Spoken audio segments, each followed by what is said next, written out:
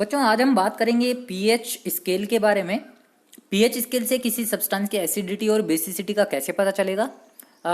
हम चेक करने वाले हैं weather a substance is acidic और बेसिक इन नेचर या वो न्यूट्रल भी हो सकता है। तो इसका पता लगाने के लिए यूनिवर्सल इंडिकेटर का एक एक्सप्रेशन हम यूज करते हैं, that is called pH. Universal indicator क्या है इसको हम नेक्स्ट स्लाइड में समझेंगे।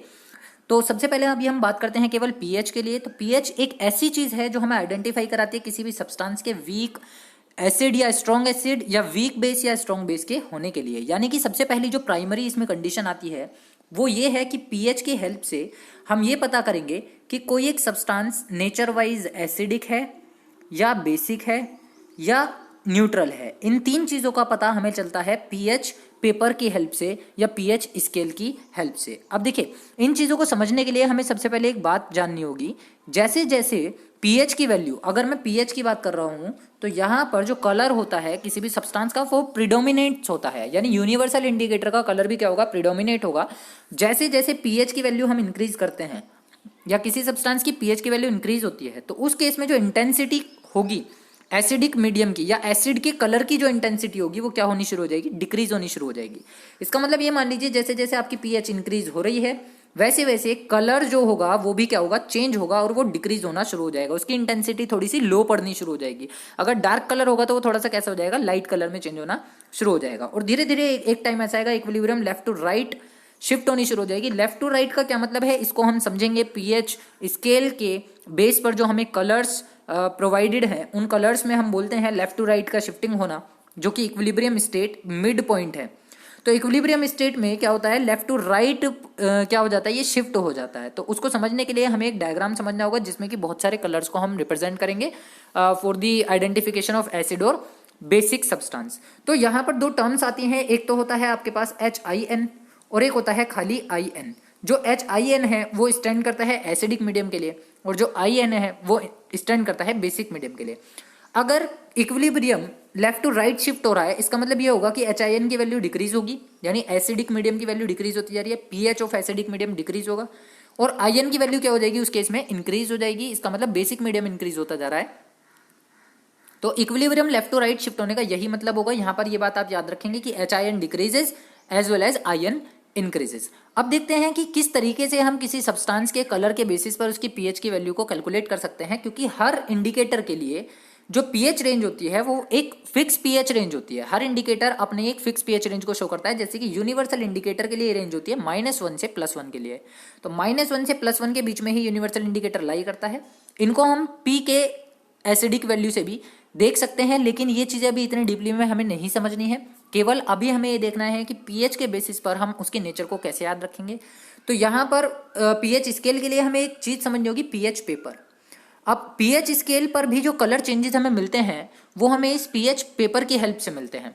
हमें करना क्या होगा, पीएच पेपर जो होता है वो एक इस टाइप का पेपर है कि अगर उसे किसी भी सब्सटेंस में किसी भी एसिड या बेस में डिप कराया जाए तो वो अपने कलर को चेंज कर लेता है।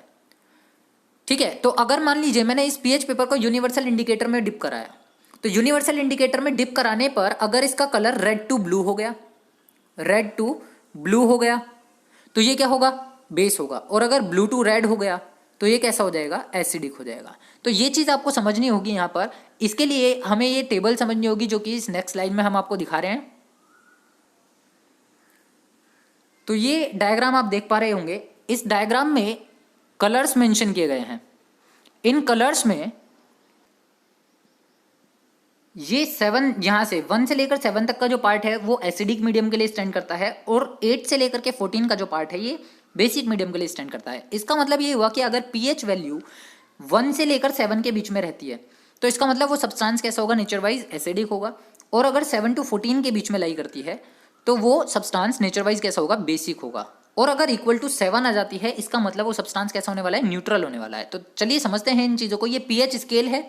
तो पीएच स्केल में आप कलर भी याद रख सकते हैं कि अगर पीएच की वैल्यू 1 है तो वहां पर कलर कैसा होगा, डार्क रेड, फिर थोड़ा सा लाइट रेड हुआ, फिर ऑरेंज हो जाएगा, धीरे धीरे येलो, येलो से किस पे आ गया, ग्रीन। तो क्या हो रहा है, इंटेंसिटी ऑफ कलर डिक्रीज होती जा रही है।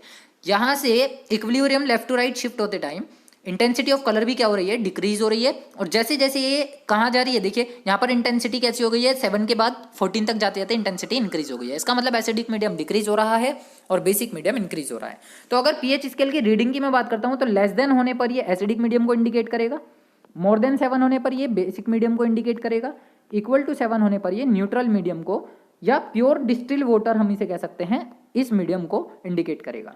अब यहाँ पर पीएच स्केल की रीडिंग मान लीजिए अगर 2 है, अगर पीएच स्केल की रीडिंग हम बात कर रहे हैं 2 के लिए, तो इसका मतलब वो कैसा होगा, स्ट्रॉन्ग एसिड होगा। तो सबसे पहली चीज तो ये है कि 7 से छोटी है तो वो एसिड है, और 7 से छोटी होने के बाद उसकी वैल्यू है 2। तो देखिए क्या हो रहा है, एसिडिटी की जो वैल्यू है वो डिक्रीज होगी 7 तक आते आते। 1 पर स्ट्रॉन्ग एसिड, 2 पर थोड़ा लेस स्ट्रॉन्ग हो जाएगा, 3 पर और लेस स्ट्रॉन्ग हो जाएगा, 4 पर और लेस स्ट्रॉन्ग हो जाएगा, 5 पर वीक हो जाएगा, 6 पर वीक हो जाएगा, 7 पर न्यूट्रल हो जाएगा। तो जो स्ट्रॉन्ग एसिड और वीक एसिड का क्लैरिफिकेशन है वो हमें 1 to 7 की वैल्यू के बीच में मिल जाता है। सिमिलरली बेस के लिए अगर मान लीजिए यहाँ पर 13 की वैल्यू हमें गिवन है, पीएच स्केल पर वैल्यू है 13, तो इसका मतलब क्या होगा, ये एक स्ट्रॉन्ग बेस की कैटेगरी होगी।